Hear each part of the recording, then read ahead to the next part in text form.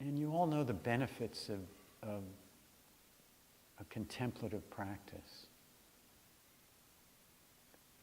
So considering what's most important to you and how a contemplative practice might support you.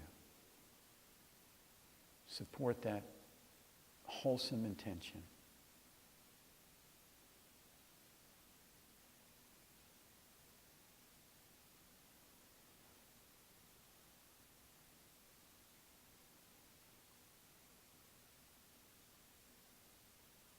And as we bring attention to intention, it has a way of kind of summoning up some energy. Yeah, this practice is important. I know it helps my heart stay open more of the time. I know it helps me see more clearly. I know it can help my relationships, etc., whatever it is for you. So landing in the intention.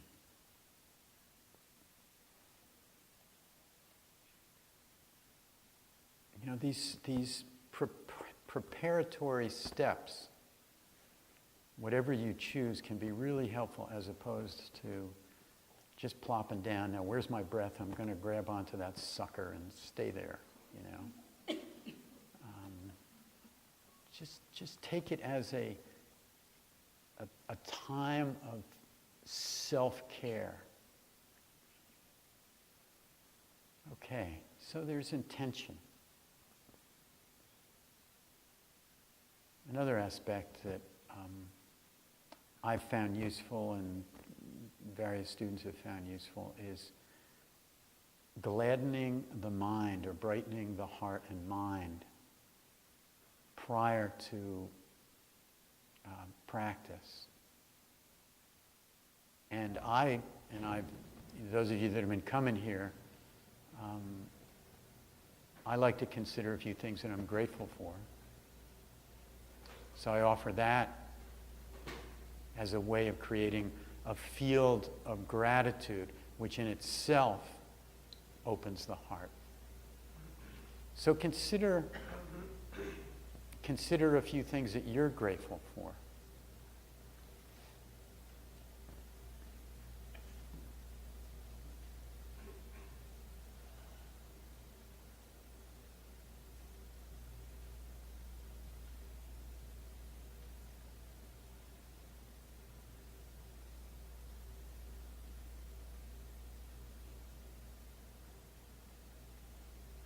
Large or small.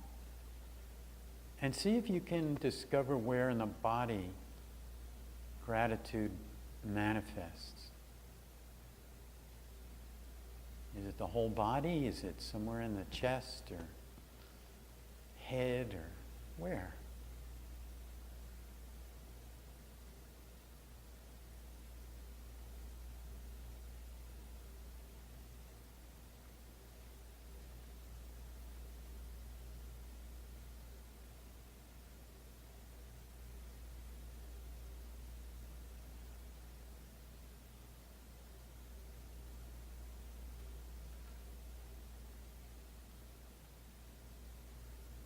Okay, and now another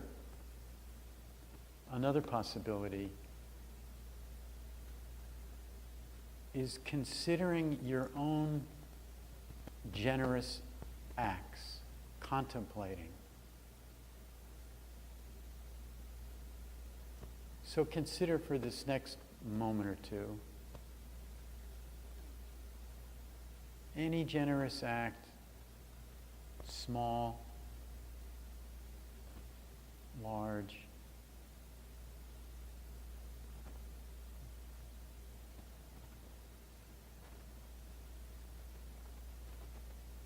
and if you use considering your generous acts as a way of gladdening the mind to begin meditation, you'll notice that you're more likely to cross that line of generosity more often if you're reflecting on it each day.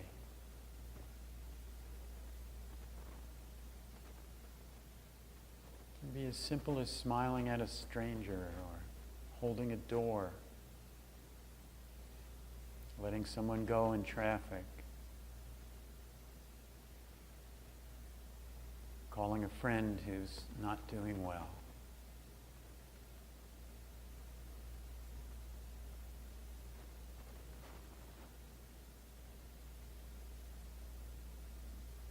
So gladdening the heart and mind by reflecting on our generous acts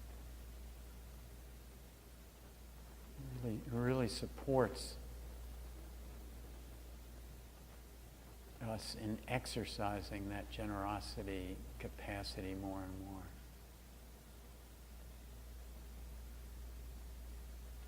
Okay. And the third way that the Buddha taught of gladdening the mind is to reflect on what you would consider the qualities of a Buddha. What qualities would a Buddha have in your mind? Think about the kind of heart, the level of compassion,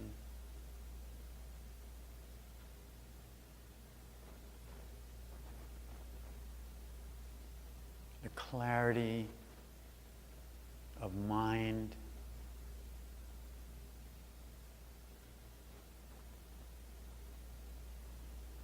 the extraordinary ability to understand the workings of nature, that wisdom, that compassion. So considering the qualities of a Buddha.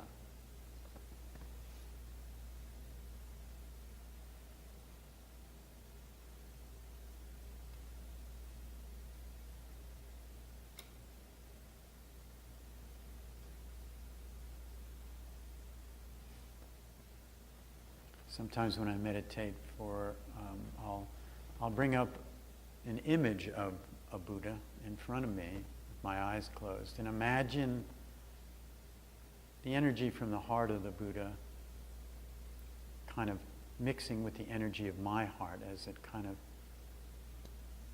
connects in that way, and then the energy of the mind meeting that clarity. So a kind of little bit of a few minutes of merging with what I consider the qualities of a Buddha.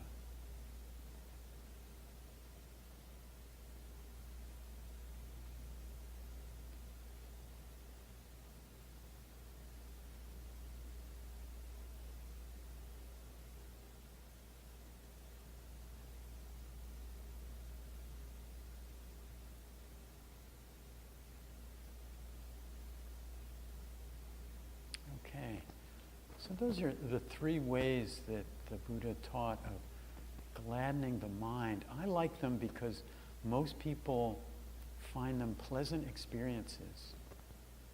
To consider things you're grateful for, to consider the goodness and generous acts that you've exercised, and also the contemplation of, what the qualities of a Buddha would be. So, beginning a meditation with some time for intention, just really touching into that deepest energy, that wholesome movement of heart and mind, what's most important. And then spending a time brightening and gladdening the heart and mind can be a nice beginning. It's way better than the kind of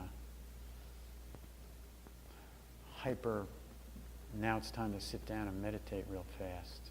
Just kind of ease in with some pleasant experiences, if they are pleasant for you. If not, there are other things. So I think we'll now meditate for a while. And I'll point out as we meditate, with much less talking, some other aspects that may be helpful.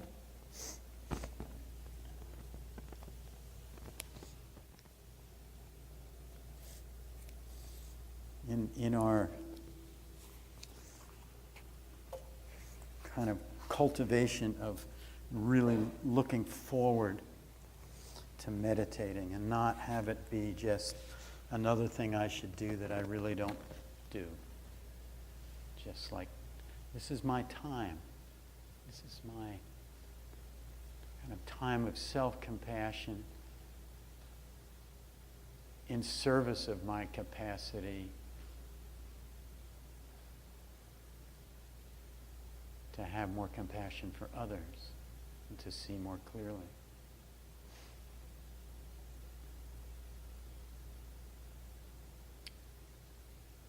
So again,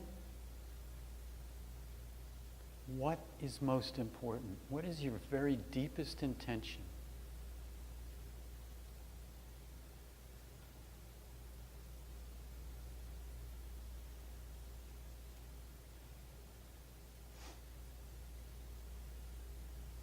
Whatever amount of life we have left, what is our deepest intention?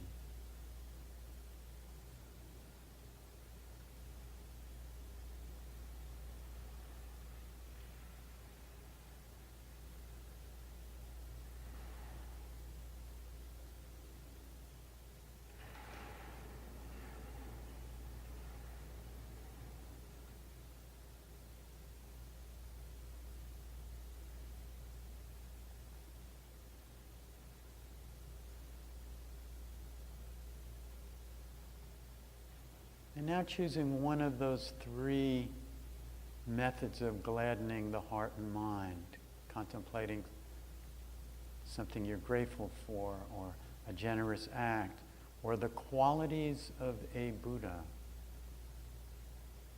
Just choose one. Maybe one you haven't done before very much.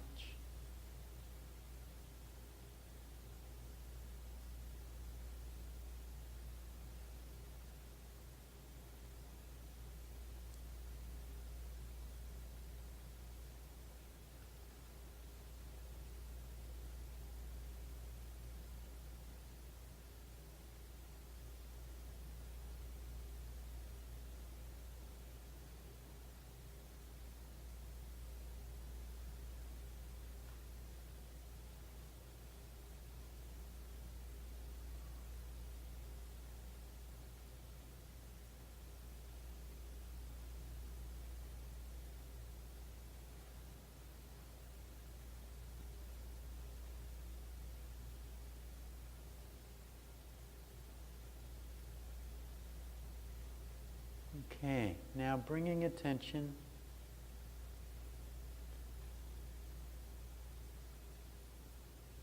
to the very foundational experience of being alive.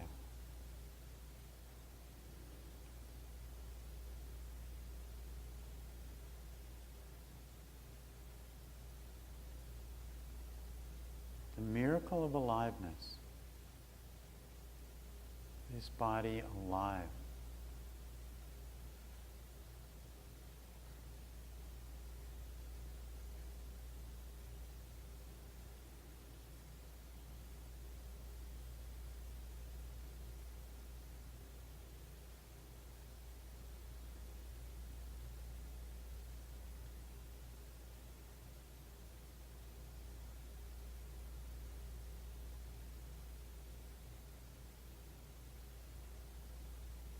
Now we'll just gently do a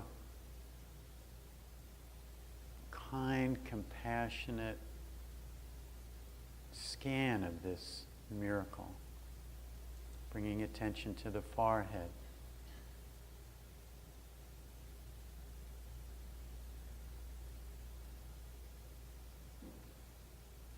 And inviting a smoothing of the brow.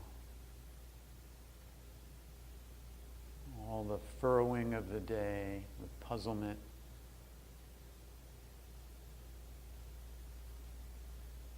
Allowing, inviting ease. And bringing that kind, soft attention to the eyes now.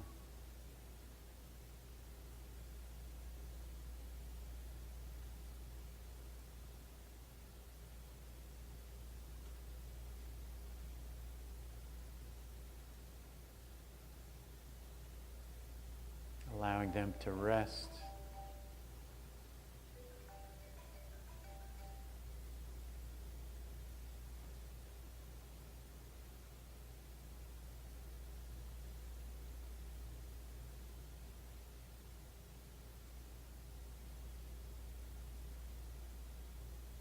And allowing that soft attention to cascade throughout the face, all those tiny facial muscles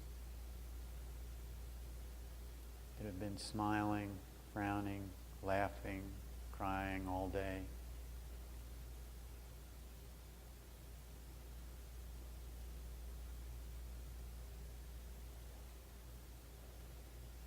Inviting a soft ease. If you happen to notice that your jaw is clenched, just allow it to open slightly, unhinge, loosen.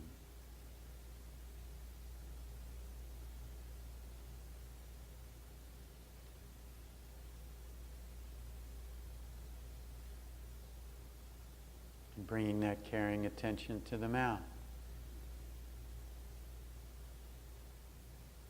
Experiencing the tongue, the aliveness there.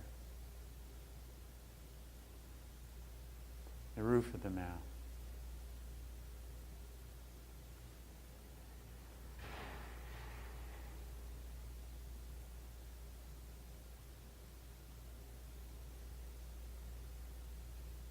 The teeth, gums,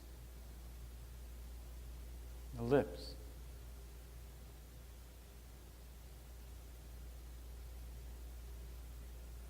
Exploring the miracle.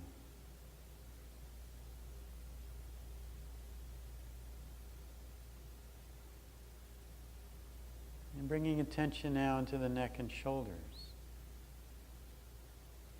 Inviting the shoulders to just let go a little more, to have ease, to open, to settle. And experiencing the neck and shoulder from the inside out.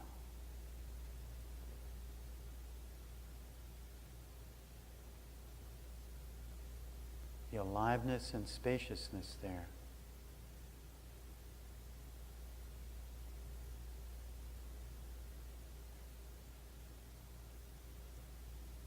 And then inviting that kind attention down through both arms. Biceps, triceps, elbows, forearms, wrists. Experiencing the volume of space and the aliveness.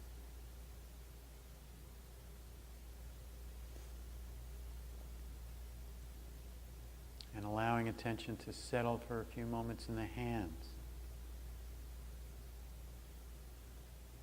Inviting a softening there.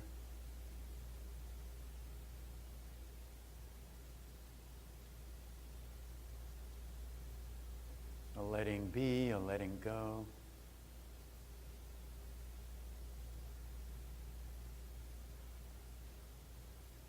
And then bringing attention to the rib cage area.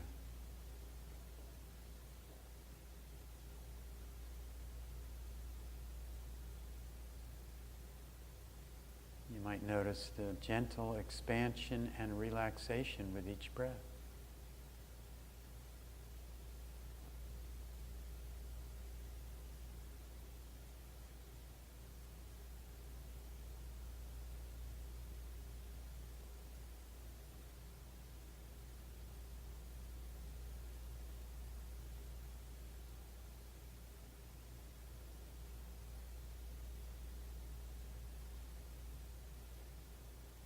And allowing attention to move to the interior of the rib cage, to those organs that are protected by the rib cage that have served you all these years.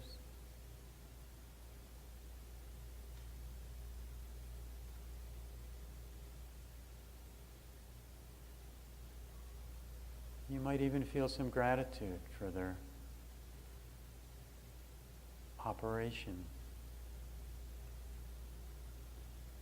They've really been faithful for the most part.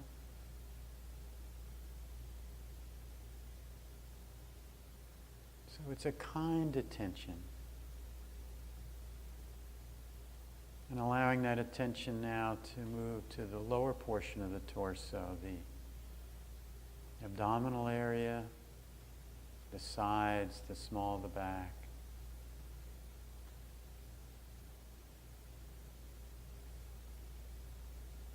Feeling the aliveness and inviting a softening of the belly.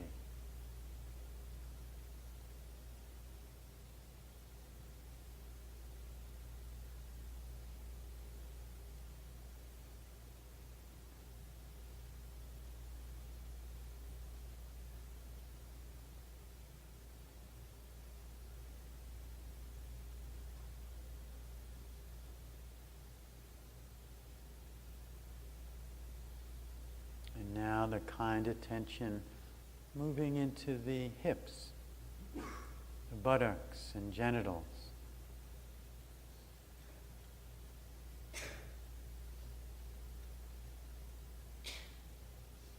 Experiencing the aliveness there, inviting ease.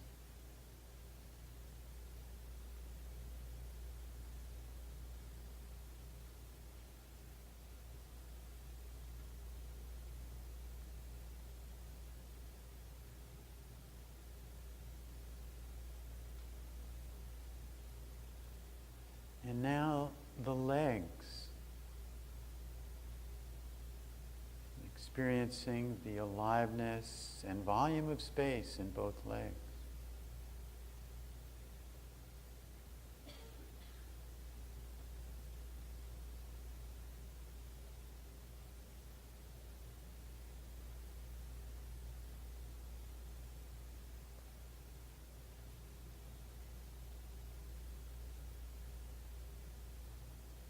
And for a few moments, resting attention in the feet.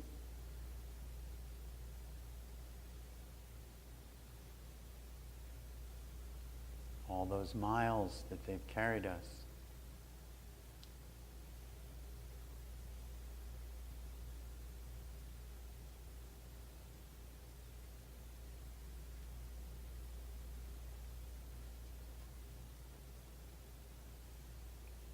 And now if there are any areas in your body that have been wounded or that need special care, bringing that kind attention to that area or those areas.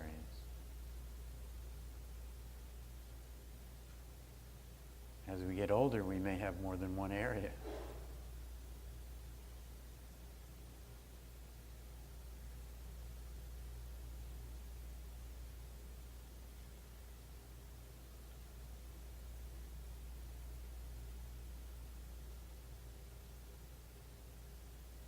Not trying to fix anything.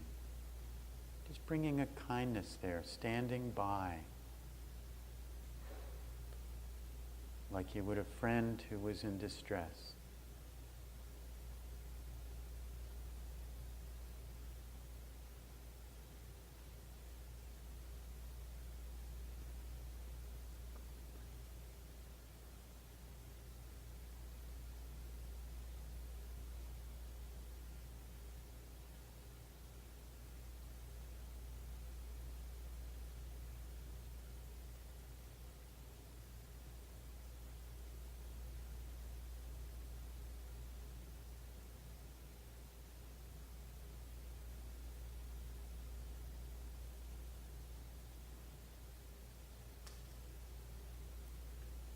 The body scan with an attitude of self-compassion, of care. Very gentle.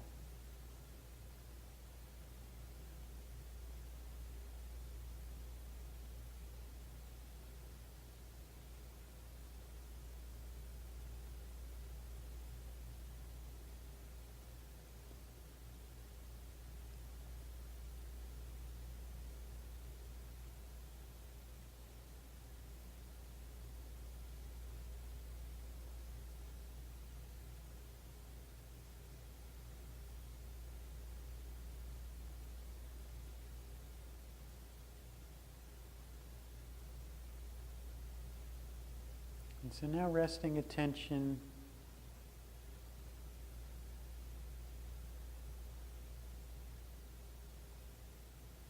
in a portion of the breath, or in the aliveness, or in sound. Utilizing an anchor as a way to gather the energy of the heart and mind without judgment, harshness.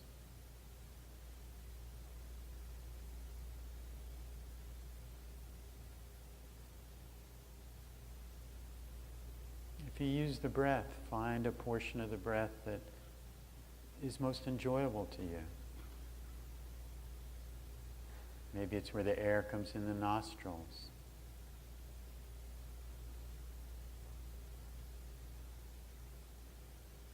Maybe you like following the breath all the way down as the lungs expand and then contract. Following it in and out.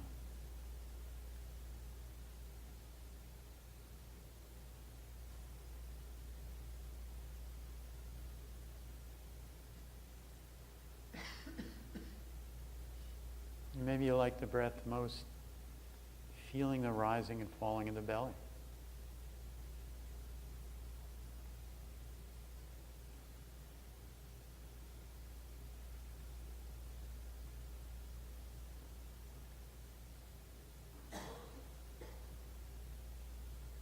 Or the expansion and relaxation of the rib cage.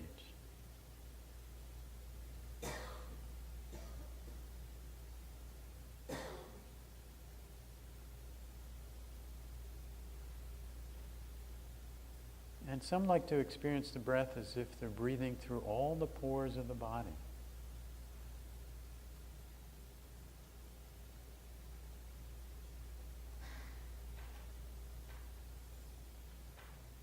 So finding, if you're using the breath, finding what's most predominant, what's most pleasurable, what's most interesting.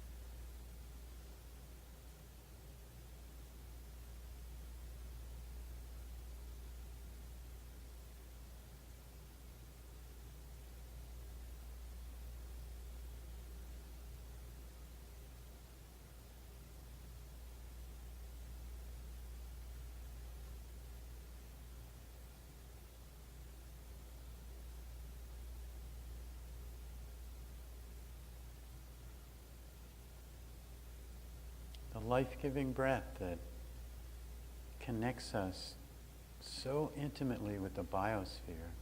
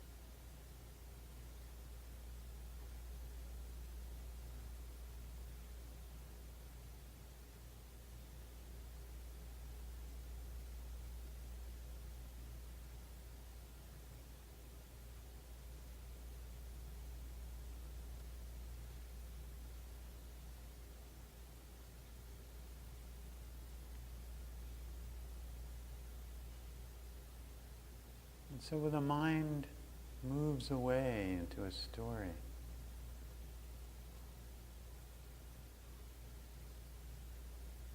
Gentleness is called for. Appreciation. You've awoken from a story.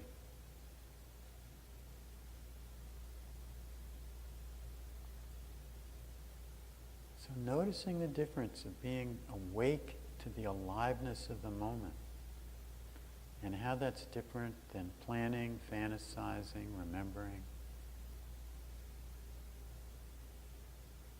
And experience that as long as you'd like. A moment of awakening.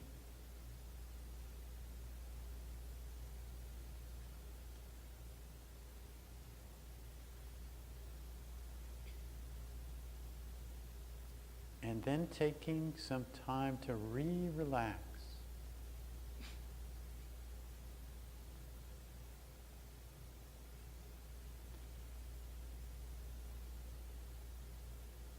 Inviting a release of the tension in the head from thinking.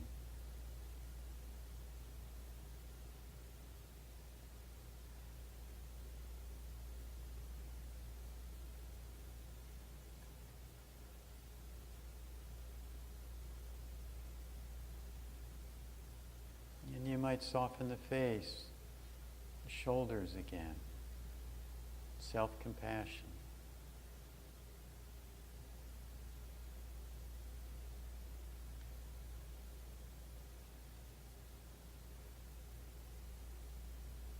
Each time the mind goes away, eventually we wake up and have that moment of awakening.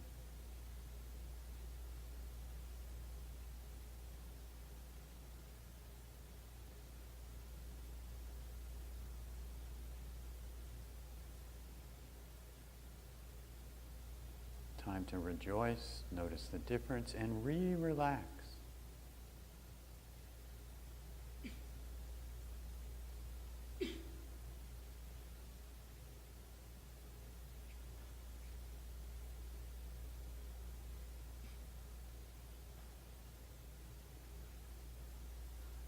Now we've been sitting for a reasonable amount of time, and when I ring the bell, I want to invite you to gather your attention in the body.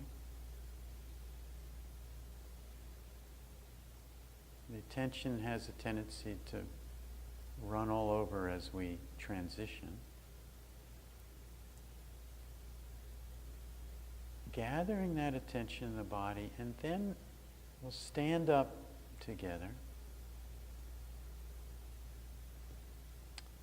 And we'll do a little bit of standing and swaying meditation, very simple, as a way to experience a little different movement of energy. And then before we sit down again, we'll move the body in any way that you see fit as an act of compassion to stretch it. So see about keeping the attention in this body as we transition. When I ring the bell.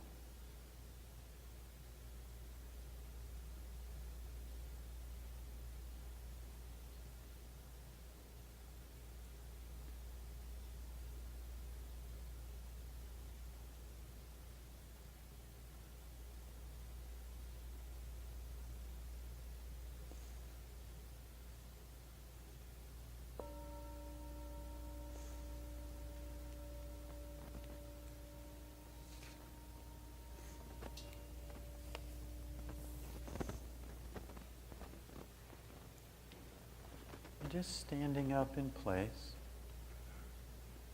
You can have your eyes open or closed. And first feeling the body in this new position. The touch of the feet on the floor. Feeling the muscles engaged to stand.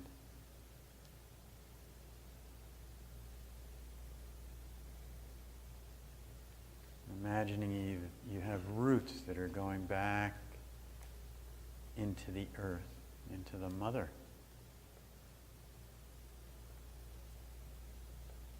And then begin to sway just slightly left and right,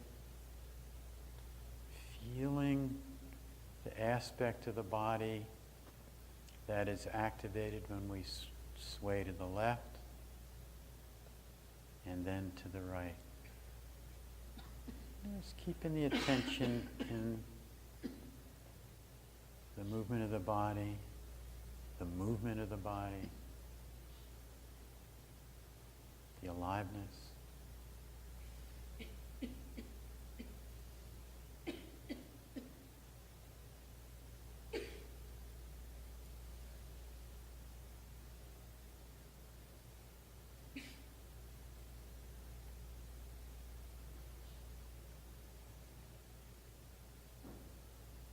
One of the supports for meditation is the meditative voice in the back of your mind. And in this situation, it could be as simple as right and left. Just a gentle support for keeping attention in this living miracle.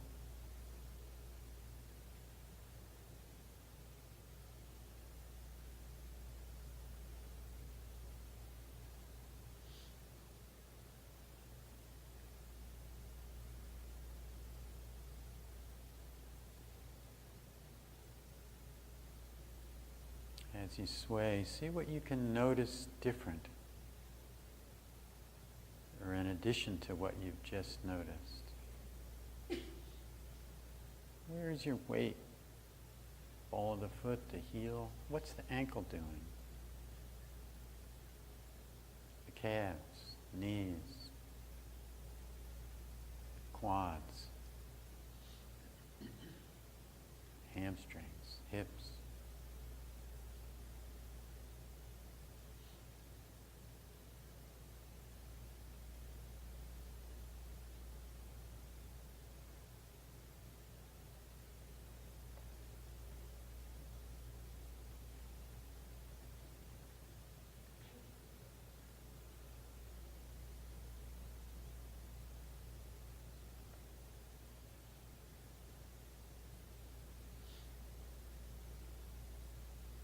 And as you sway, see what effect it might have if you put a slight smile on your face. Many meditators enjoy installing a smile, not as a way of kind of pasting a smiley face on things, but just as a way of enhancing receptivity.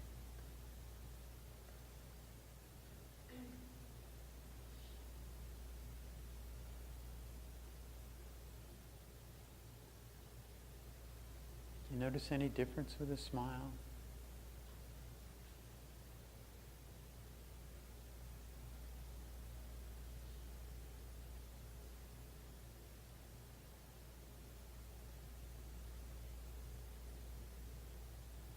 Okay. And now for the next minute or so, as you sway, consider how you'd want to move the body. What would be the most compassionate movement that you could do for the body right now that wouldn't be disruptive to everyone else in the room? So a quiet movement that might be helpful, and just maintain that awareness as you move quietly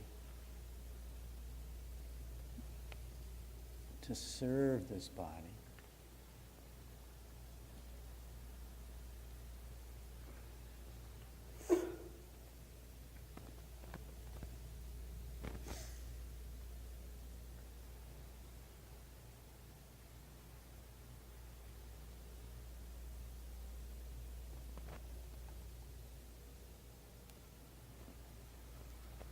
So it's not so much, meditation is not so much any particular form. It's our attitude, It's where the heart and mind are directed.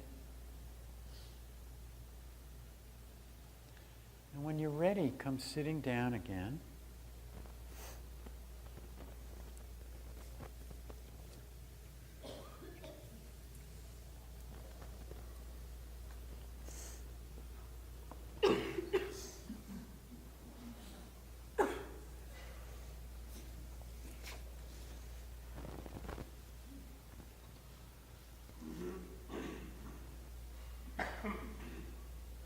And settle back into the sitting position.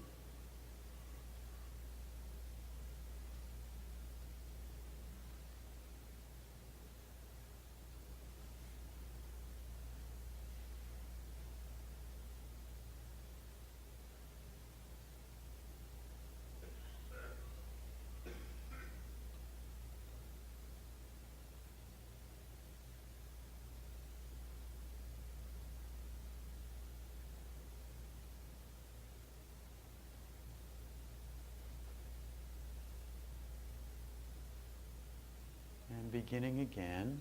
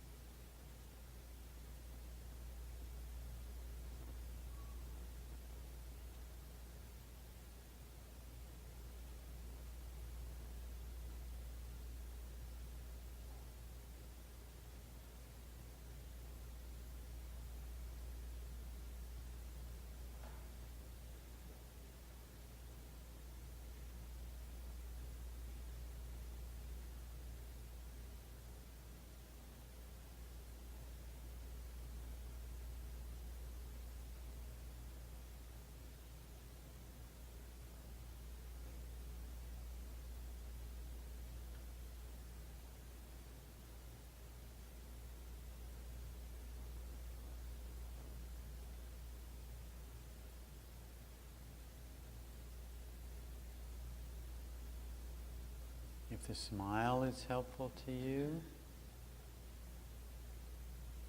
just install it and reinstall it when necessary.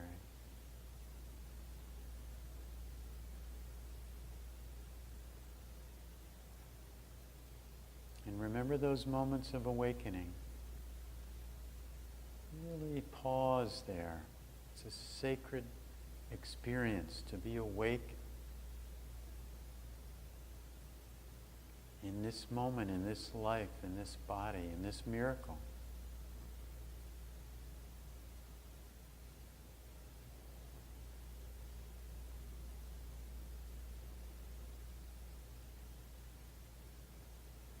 And then to relax.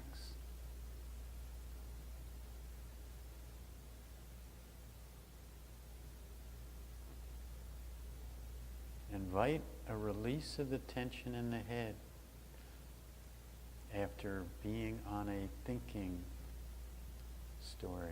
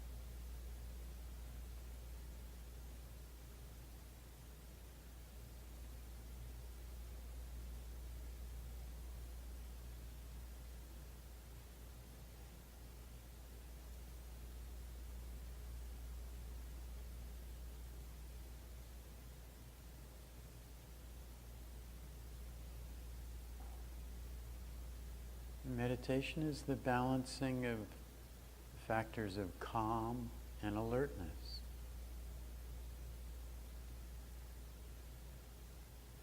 And it can be helpful to use that quiet meditator voice if we notice maybe we're getting a little dull or that the alertness factor is waning. Sometimes just the encouragement from that meditator voice, brighten, can lift us enough and bring that clarity,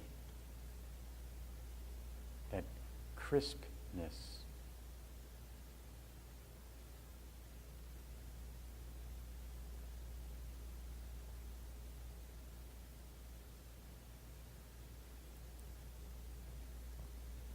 And if there's anxiousness or nervousness,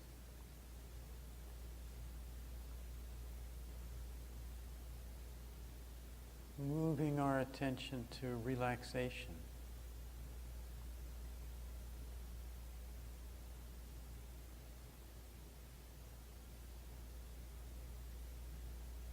Bringing the energy down a little bit.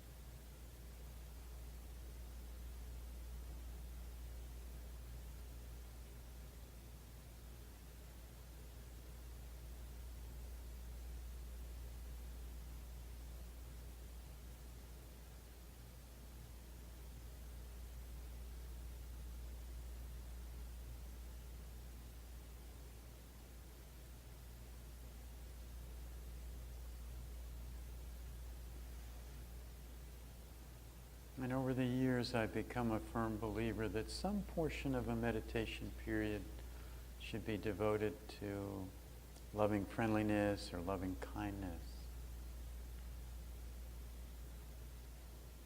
And so I invite you for these last few minutes of practice together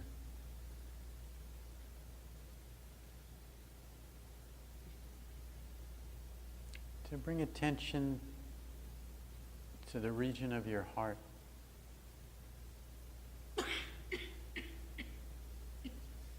As if you were breathing through the heart region with each breath in and out.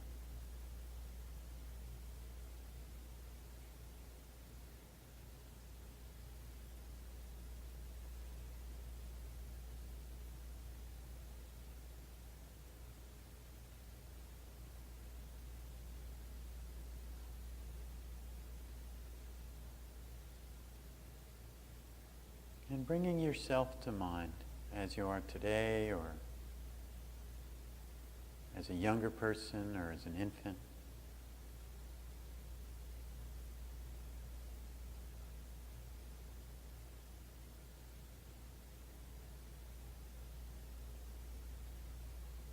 And with each exhale, just extending care to yourself. With the compassionate recognition of the struggles of a life, the joys, the sorrows, the gains, the losses.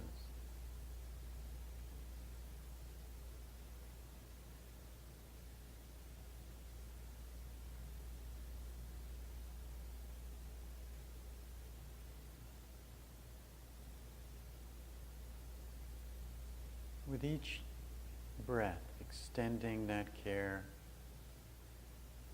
just to yourself.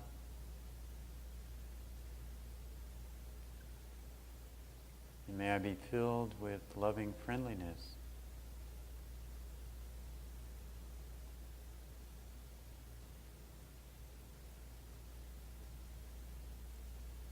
May I be well in mind and body. May I be peaceful and at ease.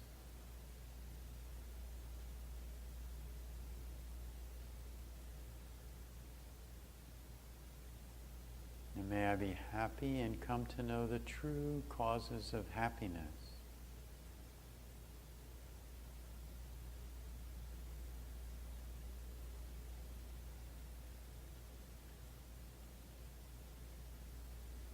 Continuing to breathe through the heart and extending that care now outward.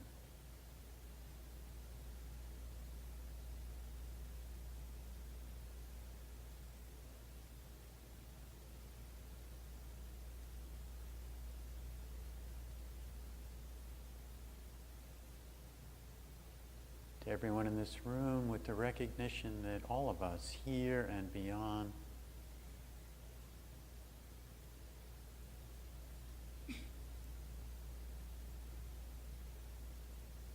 have suffered, have encountered difficulties.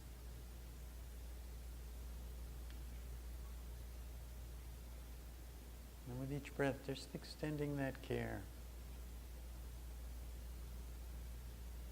to all those who share this biosphere.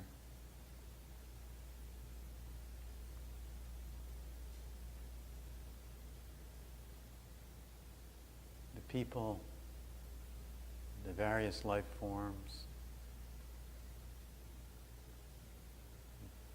those that swim, fly, crawl, walk, and those that are rooted in the ground.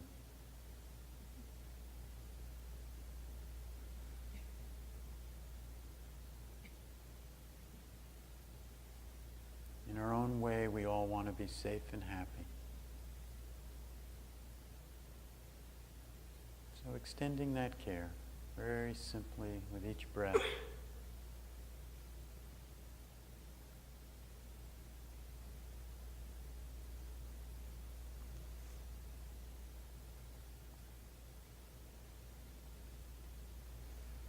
And may all beings be filled with loving friendliness.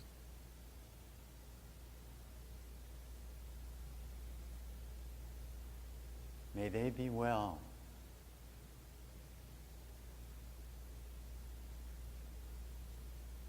May all beings be peaceful and at ease.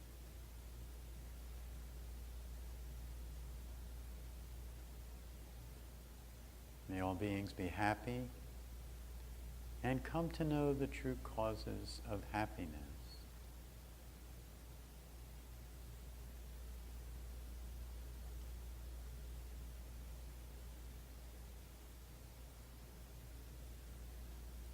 And to end the meditation, let's reflect again on our deepest intention. What's most important?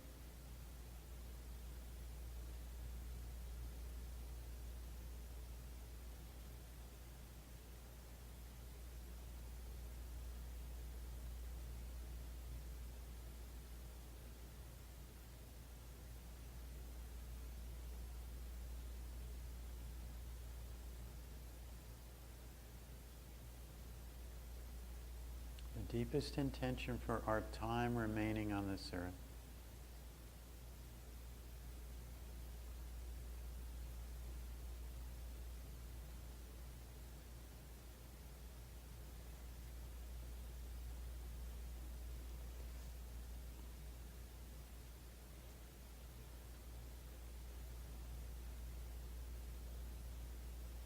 So may our practice together this evening serve the welfare and happiness of all beings everywhere.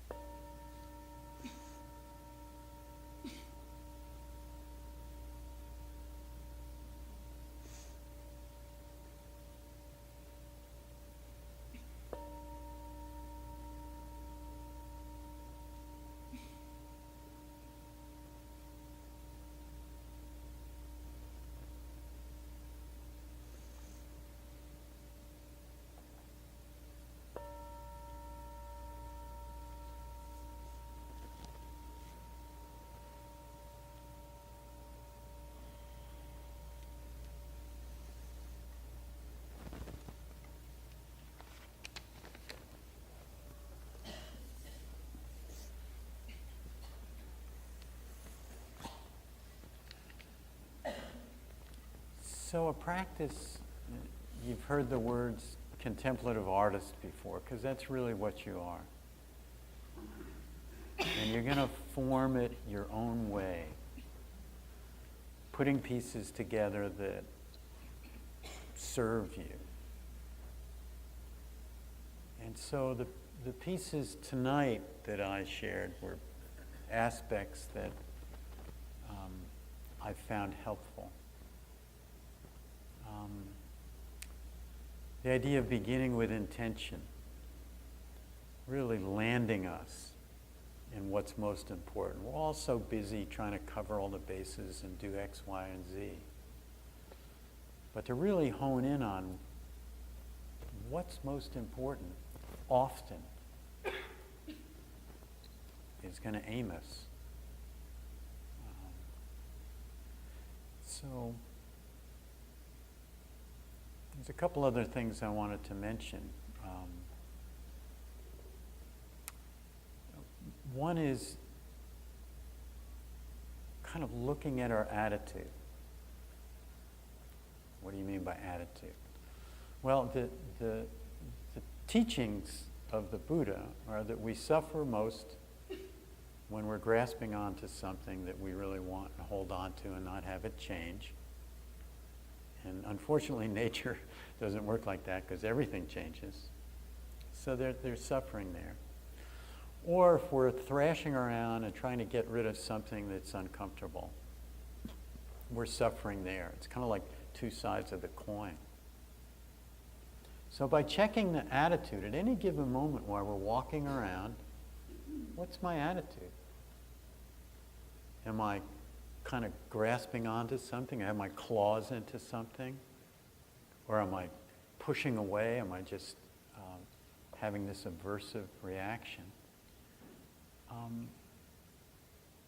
It can give us a pause in that moment. And we can continue grasping or we can continue thrashing around. Or there might be the possibility of just letting go a little bit. A reduction in that suffering. So checking the attitude occasionally through the day. I mean, you can call it a meditative support system. Oh, look at me. I'm just leaning forward all the time. I'm always ahead of where I am. You know, I'm actually walking from my car to this building, but I'm already in the building.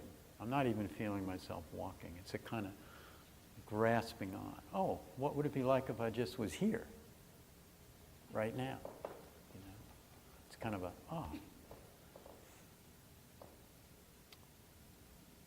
In the idea of exercising loving kindness, a teacher once said you should do it every day for yourself, at least for yourself a little bit. It sounds maybe narcissistic, but it's not so much. Because we're exercising that muscle that allows us to be more present when it's called for others. And it's, loving kindness is another thing we can do just on the move. You know, we can, as we're moving through the day, just wishing someone well, not verbally, not in any way, kind of in a stealth form. And if that becomes a little bit of a habit, it really just brightens the whole system. You know, you see somebody wrestling their child around, it's late in the afternoon, the mother or father is just exhausted, they've been doing this all day. It's, you know, may they have ease, you know. May they, you know, where somebody's been working hard and you're online in the supermarket and the person running the cash register is obviously just, you know, out of sorts or whatever. So it's just keeping that a little bit in the forefront. So I want to leave time for any questions about anything tonight. I know I did a lot of talking, just wanting to share things that could maybe help you transform your practice to be a little more enjoyable. Because I know if you don't enjoy it, you're not going to do it. If you don't do it, then there's not going to be any kind of transition, even though in the back of your head you always know you should do it. So part of the struggle of an artist, a contemplative artist, is, okay, what's a bona fide practice? How do I put it together? You know, so that there's enough of a challenge for me where I'm growing and that I enjoy thinking about doing it. Oh, I'm going to sit down, I'm going to reflect on my deepest intention, and then I'm going to do some gratitude or something like that, and then I'm going to offer care to this body and the wounded parts, you know. And that kind of works for me. It may not work for you, but there's something that works for you. So that it's not just another thing to do, like, you know, you got to exercise, you got to eat the right foods, blah, blah, blah, all the things, you know. Thanks.